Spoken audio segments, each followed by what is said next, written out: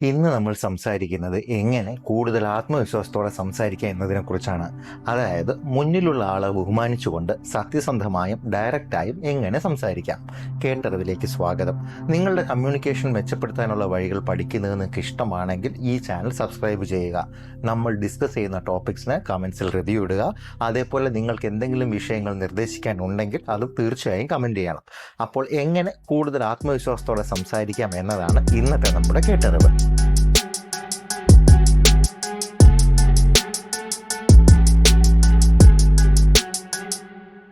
ഒരു കാര്യം ഞാൻ നിങ്ങളോട് പറയാം. നിങ്ങൾക്ക് ആത്മവിശ്വാസത്തോടെ സംസാരിക്കാൻ കഴിഞ്ഞില്ലെങ്കിൽ മറ്റുള്ളവർ നിങ്ങളെ എളുപ്പത്തിൽ കീഴടക്കും. ഇത് ഇൻ എഫക്റ്റ് നിങ്ങളുടെ ആത്മവിശ്വാസത്തെയും നിങ്ങളുടെ ജീവിതത്തെയും കാര്യമായി തന്നെ ബാധിക്കും. ഇതാണ് സത്യം.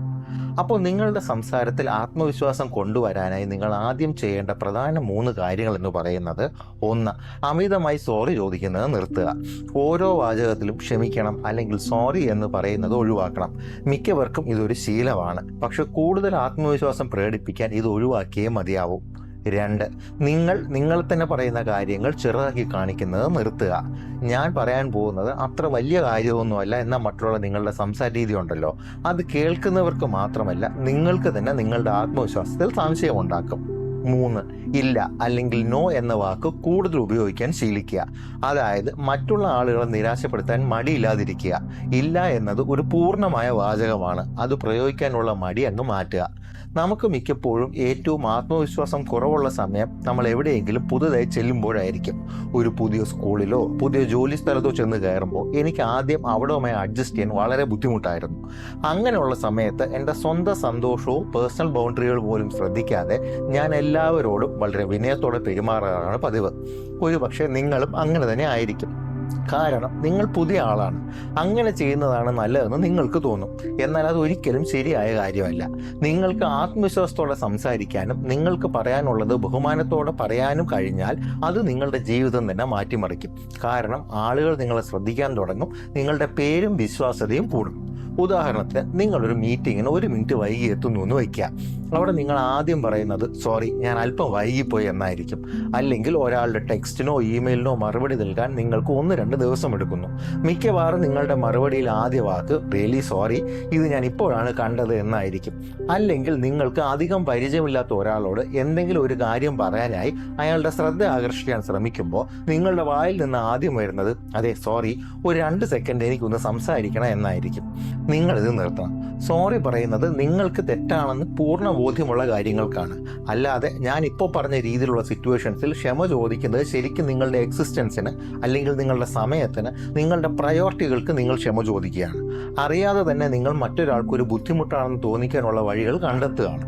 നിങ്ങളുടെ വില ഇതിനേക്കാൾ വളരെ വലുതാണ്. നിങ്ങൾ മറ്റൊരാൾക്ക് ബുദ്ധിമുട്ടല്ലെന്ന് എപ്പോഴും തെളിയിക്കേണ്ട യാതൊരു ആവശ്യവുമില്ല. അതുകൊണ്ട് ക്ഷമിക്കണം എന്ന് പറയുന്നതിന് പകരം നിങ്ങൾ നന്ദി എന്ന് പറയണം, അല്ലെങ്കിൽ ഞാൻ അപ്രിഷ്യേറ്റ് ചെയ്യുന്നു എന്ന് പറയാൻ ശീലിക്കണം. അതുകൊണ്ട് നിങ്ങളൊരു മീറ്റിങ്ങിലേക്ക് കുറച്ച് മിനിറ്റുകൾ വൈകി വന്നാൽ അതിനൊരു ക്ഷമാപണം ആരും പ്രതീക്ഷിക്കുന്നില്ല. ഇനി നിങ്ങൾ അരമണിക്കൂർ വൈകിയാണ് ചെല്ലുന്നതെങ്കിൽ ക്ഷമ ചോദിക്കുന്നത് ശരിയായ കാര്യമാണ്. കാരണം അപ്പോൾ നിങ്ങളുടെ അവരുടെ സമയം പാഴാക്കുകയാണ്. എന്നാൽ നിങ്ങൾ വളരെ കുറച്ച് മിനിറ്റുകൾ മാത്രം വൈകിയാണ് എത്തുന്നതെങ്കിൽ കാത്തിരുന്നതിന് നന്ദി എന്ന് പറയാം. അതാണ് ആത്മവിശ്വാസത്തോടുള്ള സംസാരം.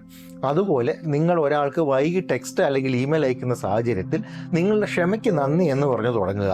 ഇതൊക്കെ കേൾക്കുമ്പോൾ അവർക്ക് തോന്നുന്നത് എനിക്ക് ക്ഷമയുണ്ട്, എനിക്ക് ഈ സിറ്റുവേഷൻ മനസ്സിലാവും എന്നാവും. അല്ലാതെ നിങ്ങൾ സോറി എന്ന് ആദ്യമേ പറയുമ്പോൾ നിങ്ങൾ സ്വയം ചെറുതാവുകയാണ് ചെയ്യുന്നത്. അതിന് പകരം നിങ്ങൾ ആത്മവിശ്വാസത്തോടെ നിൽക്കുകയും അതെ എനിക്ക് വേറെ കാര്യങ്ങൾ ചെയ്യാനുണ്ടായിരുന്നു, പക്ഷെ നിങ്ങളുടെ ക്ഷമയെ ഞാൻ അഭിനന്ദിക്കുന്നു എന്ന് പറയാതെ പറയുകയാണ് വേണ്ടത്. ഒരാളോട് ഹേ സോറി എനിക്ക് 5 സെക്കൻഡ് തരുമോ എന്ന് പറയുന്നതിന് പകരം ആ ഭാഗം അങ്ങ് ഒഴിവാക്കുക. അല്ലെങ്കിൽ നിങ്ങൾ പറയേണ്ടത് ഹേ എനിക്ക് നിങ്ങളൊന്ന് ഫ്രീ ആവുമ്പോൾ നിങ്ങളുടെ കുറച്ച് സമയം തരണം, അല്ലെങ്കിൽ നിങ്ങളൊന്ന് ഫ്രീ ആവുമ്പോൾ നിങ്ങളുടെ കുറച്ച് സമയം തന്നാൽ നന്നായിരിക്കും എന്നൊക്കെ ആയിരിക്കണം. ഇനിയുള്ള ഒരു പ്രശ്നമാണ് നിങ്ങൾ തന്നെ വാക്കുകളെ ചെറുതാക്കി കാണിക്കുന്നത്. ഇവിടെ നിങ്ങളൊരു കാര്യം പറയുന്നതിന് മുൻപ് തന്നെ അതിനെ ചെറുതാക്കിയാണ് ചെയ്യുന്നത്. ഉദാഹരണത്തിന്, നിങ്ങൾക്ക് ബുദ്ധിമുട്ടുണ്ടാക്കിയതിൽ ക്ഷമിക്കണം, അല്ലെങ്കിൽ അതൊരു മണ്ടൻ ചോദ്യമായിരിക്കാം, അല്ലെങ്കിൽ നിങ്ങൾക്ക് എന്നെക്കാൾ നന്നായി നന്നായി അറിയാമായിരിക്കാം. ഇതെല്ലാം നിങ്ങൾ ഒരു കാര്യം പറയുന്നതിന് മുൻപേ തന്നെ നിങ്ങളെ ചെറുതാക്കുന്ന സംസാരങ്ങളാണ്. ഇതിൽ ഏറ്റവും വലിയ പ്രശ്നം എന്തെന്നാൽ ഒരു പ്രശ്നവും ഇല്ലാത്തപ്പോൾ കൂടിയും ഇത് നിങ്ങൾക്ക് എന്തോ പ്രശ്നമുണ്ടെന്ന് തോന്നിപ്പിക്കും. ഈ വാക്കുകൾ നിങ്ങൾ ഉപയോഗിക്കുന്നത് നിങ്ങൾക്ക് വിനയമുണ്ടെന്ന് മറ്റുള്ളവരെ മനസ്സിലാക്കാനാണെന്ന് എനിക്കറിയാം. അതായത് എല്ലാം അറിയുന്ന ഒരാൾ എന്നൊരു രീതിയിലല്ലാതെ വളരെ ഡൗൺ ടു എർത്തായ ഒരാൾ എന്ന രീതിയിൽ നിങ്ങൾക്ക് സംസാരിക്കാൻ ആഗ്രഹമുണ്ട്. പക്ഷേ ഇതിലെ പ്രശ്നം എന്താണെന്ന് വെച്ചാൽ നിങ്ങൾക്ക് ബുദ്ധിമുട്ടുണ്ടാക്കിയതിൽ ക്ഷമിക്കണമെന്ന് ആദ്യമേ പറയുമ്പോൾ ശരിക്കും നിങ്ങൾ പറയുന്നത് നിങ്ങൾ നിങ്ങളെ തന്നെ വിശ്വസിക്കില്ല എന്നാണ്. അപ്പോൾ അതുകൊണ്ട് നിങ്ങളുടെ വാക്കുകളെ ചെറുതാക്കി കാണിക്കാതിരിക്കുക. ഈ വാക്കുകൾ നിങ്ങളുടെ സംഭാഷണത്തിൽ നിന്ന് ഒഴിവാക്കുക. അല്ലെങ്കിൽ ഇതൊരു മണ്ടൻ ചോദ്യമായിരിക്കാം എന്ന് നിങ്ങൾ പറയുന്ന സാഹചര്യങ്ങളിൽ അതിന് പകരം എനിക്ക് കുറച്ച് കാര്യങ്ങൾ ക്ലിയർ ആവാനുണ്ടെന്ന് പറയുക.